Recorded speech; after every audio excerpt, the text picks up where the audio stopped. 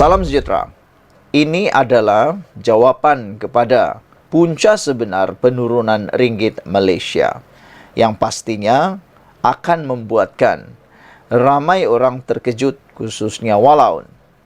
Dikutip daripada Malaysia Deadline, pakar ekonomi Bank Dunia mula bersuara.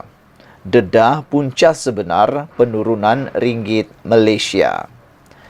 Saudara-saudara sekalian, saya yakin dengan penerangan ini anda akan lebih faham apa sebenarnya yang berlaku dengan nilai ringgit Malaysia.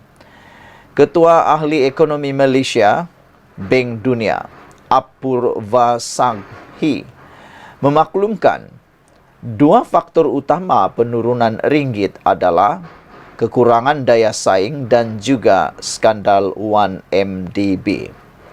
Menurutnya, kekurangan daya saing ini sebenarnya berkait rapat dengan ketiadaan pembaharuan ketara dilakukan oleh negara sejak krisis keuangan Asia 1998 AFC. Jelas Apurva, negara Asia lain yang turut terjejas dengan AFC berjaya bangkit dari kemerosotan kerana berani menanggung risiko atas pembaharuan dilakukan mereka. Perkara tersebut didedahkan oleh Apurva Sanghi menerusi satu hantaran tular yang telah dimuat naik ke akaun media sosial X Twitter miliknya baru-baru ini. Ringgit Malaysia mulanya lebih kukuh daripada baht Thailand dan won Korea Selatan. Tetapi sekarang tidak lagi kerana Thailand dan Korea adalah dua negara yang boleh dikatakan paling banyak melakukan pembaharuan selepas AFC. Mereka lebih memilih untuk berdepan dengan kesakitan jangka masa pendek bagi mendapatkan keuntungan pada jangka masa yang panjang. Sayangnya, Malaysia tidak bertindak sedemikian, katanya dalam hantaran tersebut. Siapakah pemimpin-pemimpin pada masa tersebut yang tidak mengambil pendekatan yang tepat? Anda mesti mengetahuinya. Tambah Apurva, penurunan pelaburan dan keluaran dalam negara kasar KDNK Malaysia sejak AFC berlaku turut mendorong kepada masalah prestasi ringgit.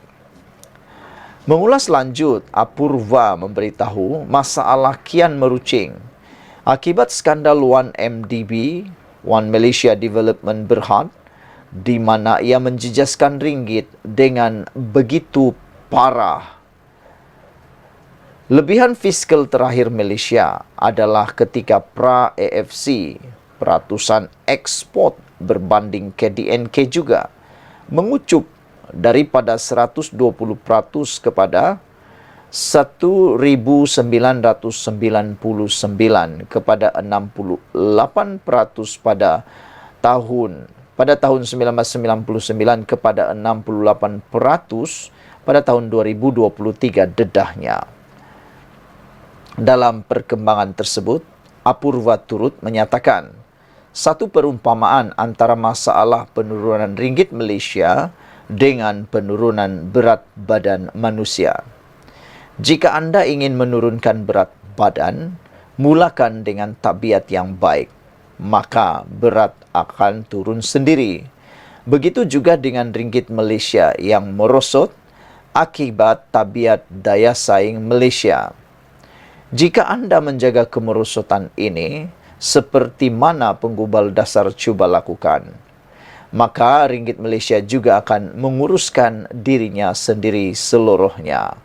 Saudara-saudara sekalian, itulah sebenarnya punca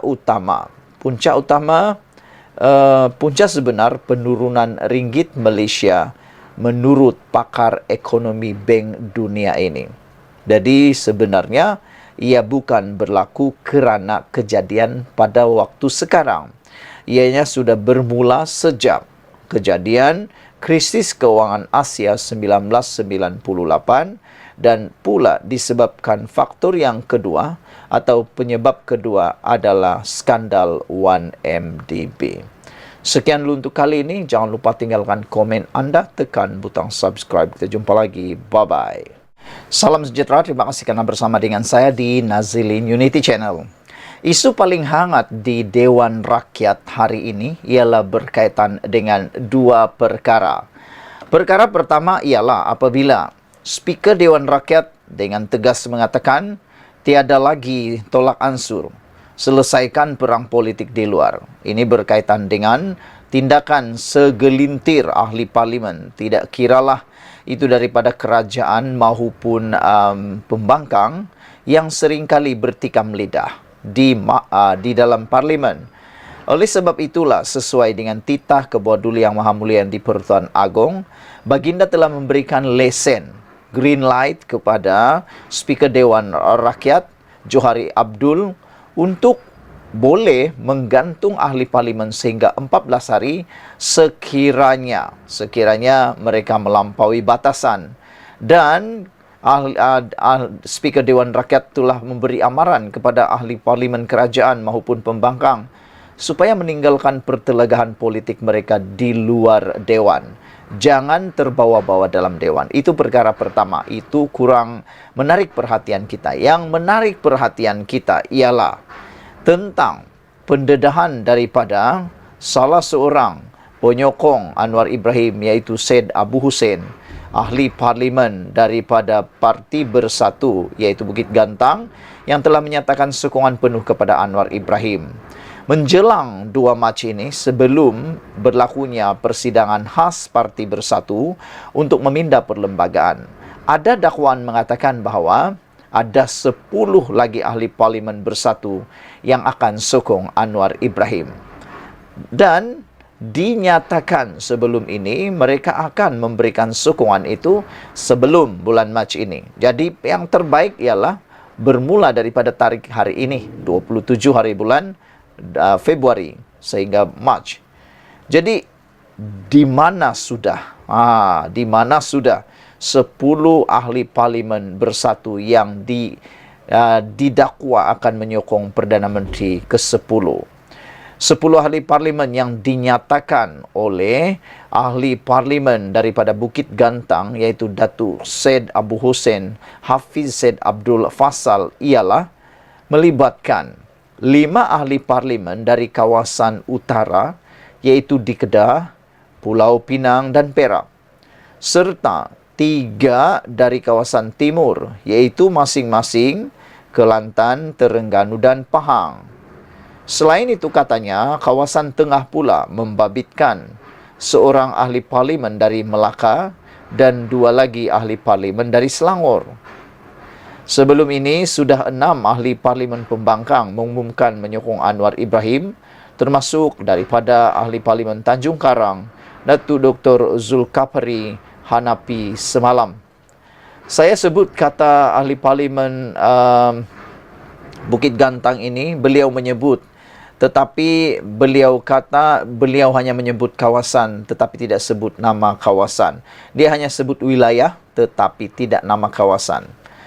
Berikan kebebasan kepada ahli parlimen ini bila dia nak beri sokongan. Mereka sedang berfikir, dijangka menyatakan sokongan kepada Anwar Ibrahim menjelang sesi parlimen 28 Februari ini, kata beliau. Maksudnya, hari ini sudah 27 hari bulan, besok 28 hari bulan. Adakah hari ini, petang ini atau esok 10 ahli parlimen itu akan menyatakan sokongan Anwar Ibrahim? Dan diulang sekali lagi, mereka itu ialah 5 daripada kawasan utara, 3 daripada kawasan timur, dan 3 lagi daripada kawasan Kelantan, Terengganu dan Pahang. Dan ada lagi membabitkan seorang ahli parlimen daripada Melaka dan 2 daripada parlimen Selangor. Siapakah mereka? Sudah dapat diteka sebenarnya siapa mereka. Cuma kita tunggu saja. Nama-nama itu akan keluar tidak lama lagi. Saudara-saudara, apakah ahli parlimen, 10 ahli parlimen ini akan berani tampil menyokong Anwar Ibrahim ataupun mengubah fikiran mereka di saat akhir gara-gara pelbagai isu yang sedang berlaku di sekitar kita ini. Namun demikian, Tita Ketua Duli Yang Maha Mulia di Pertuan Agong telah menyatakan bahawa tidak akan ada sebarang permainan politik lagi selepas ini. Baginda telah menyeru supaya tidak ada lagi permainan politik. Cukup masa pilihan raya saja permainan politik. Dalam ucapan baru-baru ini pada sesi pemasuran sebelum memulakan sesi pertanyaan Menteri hari ini, Speaker Dewan iaitu Johari berkata dia dan timbalan-timbalannya tidak akan bertolak ansur dengan ahli parlimen yang mempergunakan Dewan Rakyat sebagai gelanggang untuk menghentam musuh politik mereka. Masalah-masalah yang berlaku di luar Dewan Rakyat, sama ada peperangan yang berlaku antara parti dengan parti atau apa-apa jua melalui media sosial, selesaikanlah di luar dan jangan mengheret semua itu ke dalam Dewan Rakyat, kata Johari. Mana-mana ahli parlimen menggunakan platform ini untuk tujuan mengenakan kawan-kawan, kita akan pastikan mengenakan tindakan sewajarnya, kata beliau. Johari juga mengingatkan ahli parlimen bahawa mereka telah melafazkan ikrar rukun negara di Dewan Rakyat lebih awal hari ini, dan oleh itu perlu berusaha untuk mencapai prinsip-prinsip tersebut. Menurut speaker, ahli parlimen mesti menunjukkan contoh yang baik kepada rakyat yang mengikuti persidangan parlimen melalui pelbagai platform. Ahli yang berhormat hendaklah sentiasa mempamerkan kematangan semasa berucap atau berbahas, termasuk menjaga kesopanan dan kesusilaan seperti yang telah kita ikrarkan tadi. Saya dan timbalan-timbalan saya akan tegas bahawa kami tidak akan bertolak ansur lagi dan akan mengambil tindakan sekiranya ahli-ahli yang berhormat tidak mematuhi peraturan mesyuarat. Dalam pada itu, Johari turut mengingatkan semua ahli Dewan Rakyat untuk sentiasa mematuhi peraturan sepanjang persidangan. Katanya ini selaras dengan titah diraja yang disempurnakan oleh Yang di-Pertuan Agong Sultan Ibrahim ketika merasmikan istiadat pembukaan mesyuarat pertama penggal ketiga Parlimen ke-15. Semalam Sultan Ibrahim menyentuh pelbagai isu, termasuk teguran kepada semua ahli Dewan Rakyat dan Dewan Negara. Johari turut memperingatkan ahli parlimen tentang beberapa peruntukan dalam peraturan-peraturan mesyuarat Dewan Rakyat yang perlu sentiasa dipatuhi. Antaranya peraturan 36 dalam kurungan 8 yang membataskan perbincangan mengenai kelakuan atau sifat yang di-Pertuan Agong, Raja-Raja Melayu yang di-Pertua Negeri atau beberapa kategori jawatan lain. Sekian dulu untuk kali ini. Jangan lupa tinggalkan komen anda. Ahli parlimen juga diingatkan supaya tidak melanggar mana-mana syarat dalam Perlembagaan Persekutuan atau Akta Hasutan 1948. Bye-bye. Selamat pagi, salam sejahtera. Netizen menganggap keputusan daripada Yang di-Pertuan Agong pagi tadi telah menoktahkan sepenuhnya usaha Perikatan Nasional Pembangkang untuk mengganggu gugat kestabilan kerajaan madani yang ada sekarang ini, kerajaan perpaduan. Ini kerana sebelum ini kita semua digemparkan dengan pelbagai langkah yang mahu diambil oleh Perikatan Nasional Pembangkang, semata-mata mahu menjatuhkan kerajaan perpaduan Anwar Ibrahim. Selain daripada itu, tindakan mereka membuat pelbagai langkah-langkah yang tular di mana-mana, termasuk di seluruh dunia, di negara-negara luar, membuatkan ketidakstabilan ekonomi, ketidakstabilan politik. Apabila politik kita tidak stabil kerana ada kata-kata, andaian, ramalan dan sebagainya, kononnya kerajaan ini bakal tumbang, ekonomi akan turut berantai kesannya. Kata Saleh Said Kuruak, beliau kata kejatuhan nilai ringgit ataupun ketidakstabilan ekonomi Malaysia juga ada penyumbangnya kerana sikap pembangkang yang seringkali mahu mencanangkan kerajaan tumbang atau kerajaan tergugat. Jadi ada kebenaran apa yang beliau katakan itu.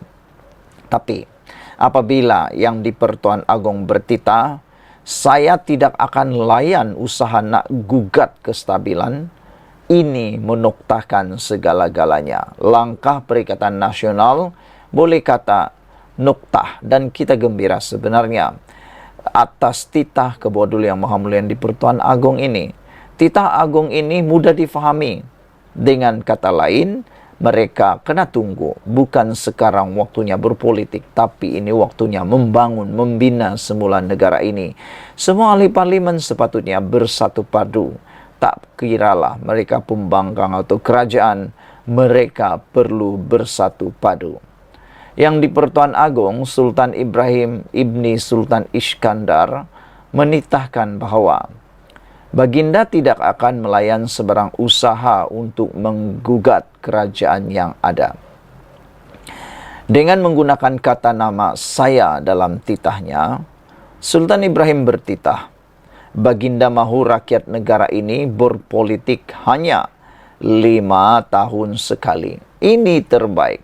Inilah yang rakyat idamkan, yang diimpi-impikan oleh seluruh rakyat Malaysia.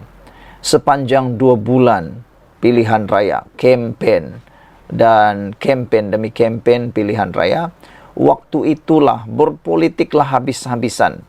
Biarlah anda tidak tidurkah tak pulang rumah atau apa sekalipun yang anda buat ketika berpolitik, berkempen pada waktu pilihan raya, buatlah sehabis baik.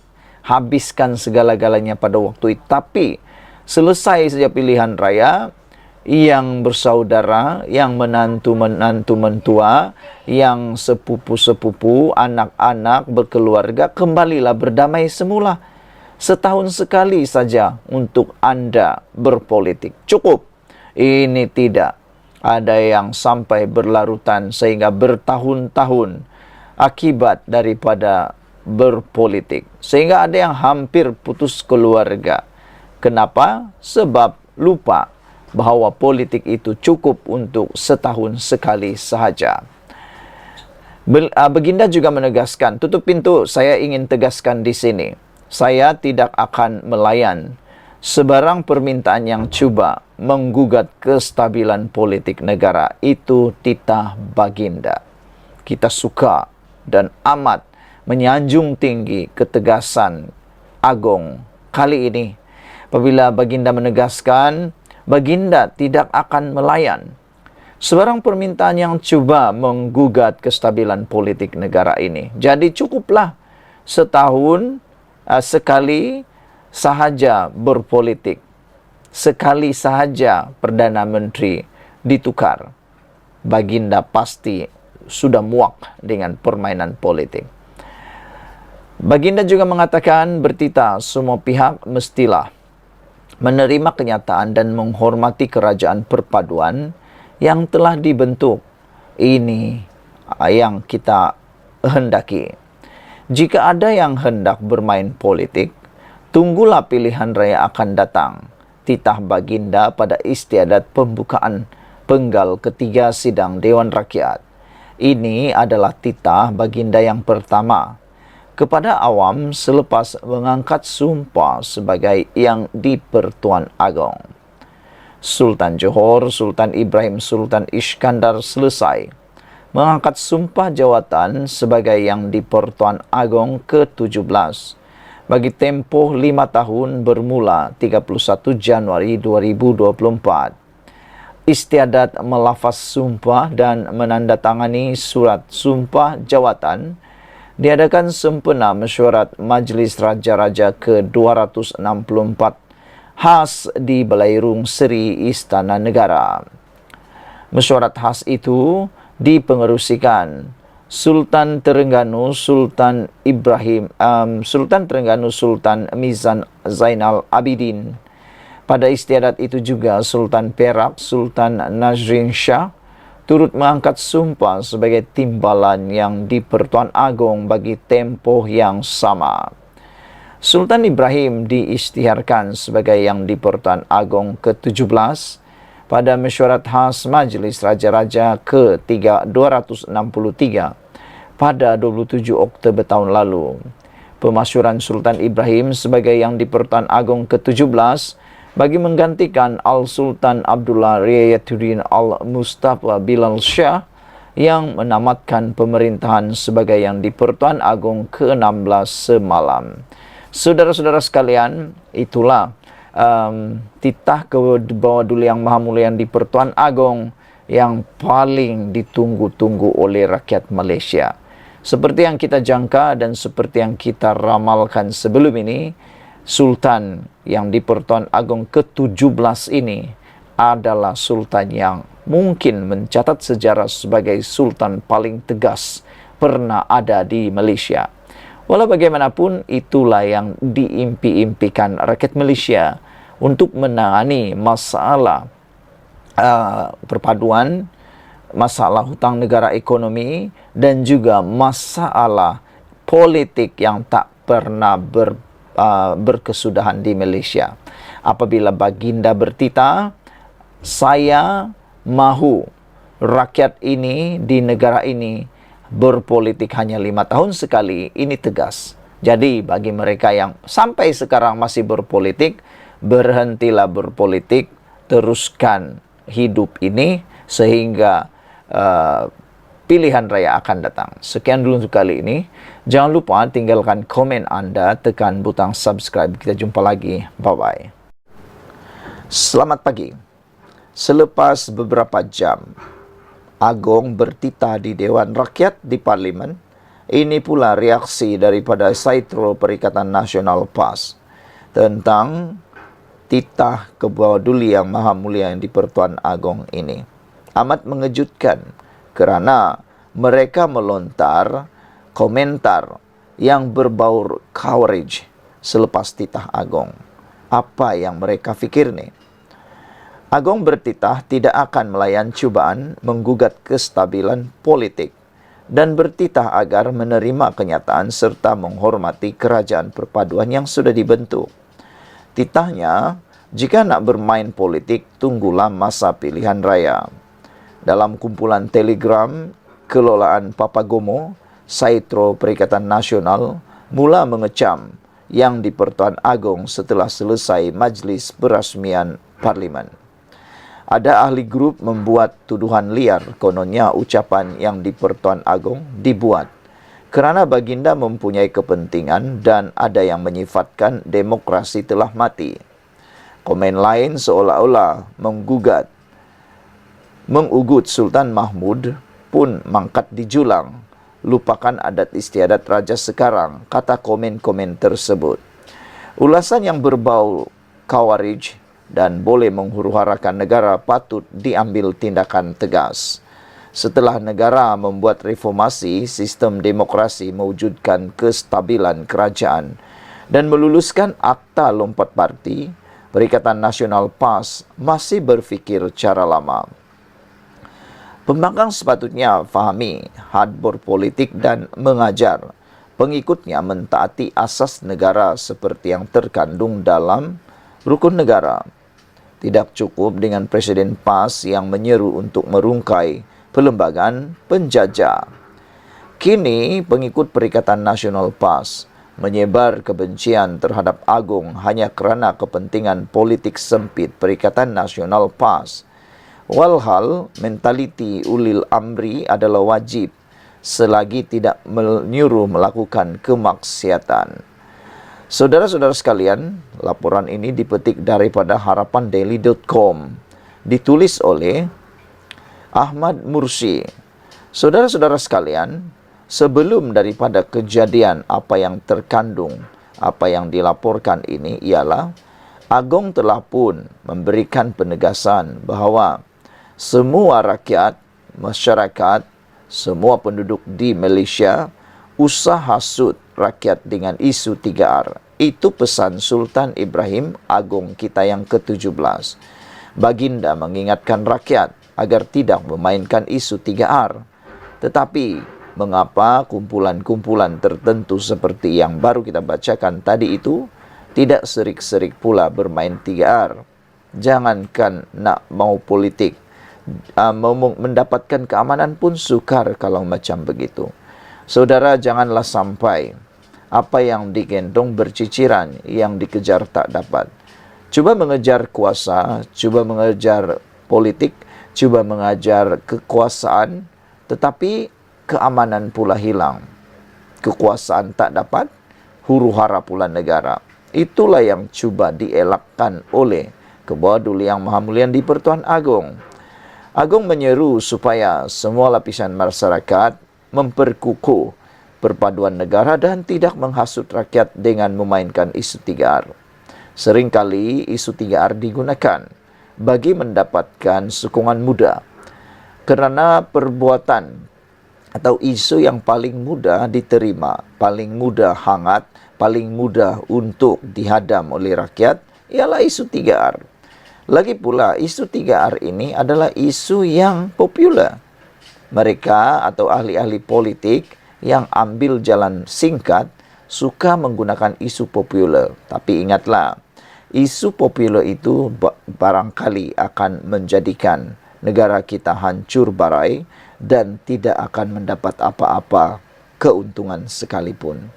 Jadi saudara-saudara sekalian, menurut titah agung, kita semua sedia maklum bahawa Perlembagaan Persekutuan adalah undang-undang utama negara yang mesti dihormati. Ia adalah hasil daripada persetujuan Raja-Raja Melayu untuk membentuk persekutuan dan memberi punca kuasa kepada Parlimen untuk menggubal undang-undang. Baginda bertitah ketika merasmikan istiadat pembukaan mesyuarat pertama penggal ketiga Parlimen ke-15 hari ini. Dalam masa sama, Sri Paduka turut mengingatkan bahawa Perlembagaan Persekutuan telah mengiktiraf Islam sebagai agama bagi persekutuan dan terus kekal dipelihara. Sekian dulu untuk kali ini. Jangan lupa tinggalkan komen anda, tekan butang subscribe. Kita jumpa lagi. Bye-bye. Salam sejahtera. Ini satu kejutan yang kita tidak pernah jangka akan berlaku. Kemarin ketika pembukaan sidang parlimen, isu ponteng ahli parlimen mula menular di media sosial.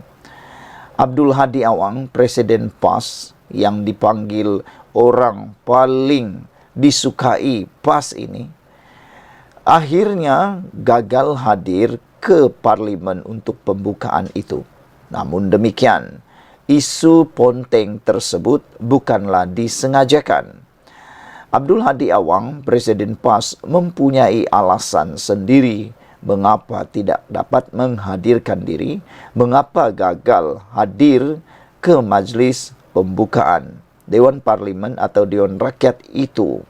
Untuk makluman anda semua, kehadiran pada hari pertama itu adalah sangat-sangat kritikal. Namun, yang mengejutkan ramai pihak ialah walau mampu mengarang minda presiden, ahli parlimen Marang tidak hadir pula ke parlimen. Ini alasan yang diberikan. Namun demikian, ramai juga yang menjadi hater kepada Hadi Awang ini menyatakan kalau ada rancangan nak jatuh kerajaan, kata mereka, cepat pula nak datang. Bertongkat pun datang juga. Tapi untuk hadir ke parlimen, kata mereka, kenapa pula Hadi Awang tak boleh datang, kata mereka.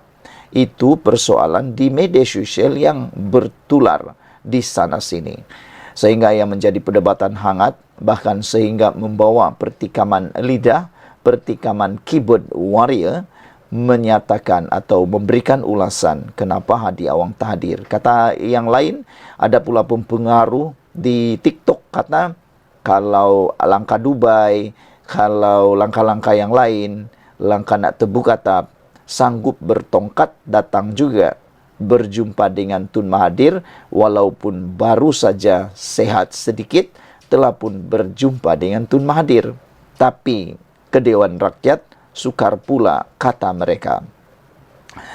Walaupun siri minda Presiden bertajuk Undang-Undang Dirimba mengatasi Majlis Keselamatan PBB disiarkan hari ini, Tan Sri Abdul Hadi Awang tidak hadir ke Dewan Rakyat.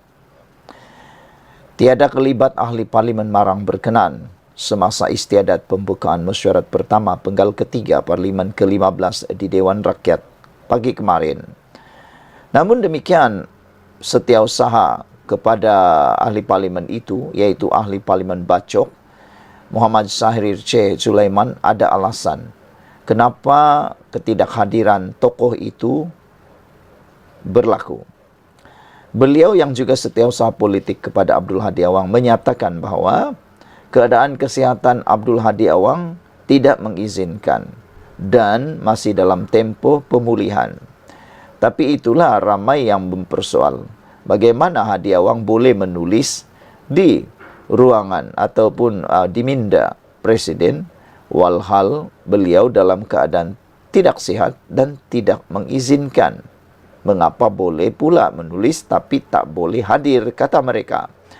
Bekas Menteri Besar Terengganu sepenggal itu dikatakan masih mempunyai beberapa rawatan susulan di hospital di Terengganu. Syahrir telah menyatakan surat dan sijil cuti sakit telah pun dihantar ke pejabat yang dipertua Dewan Rakyat.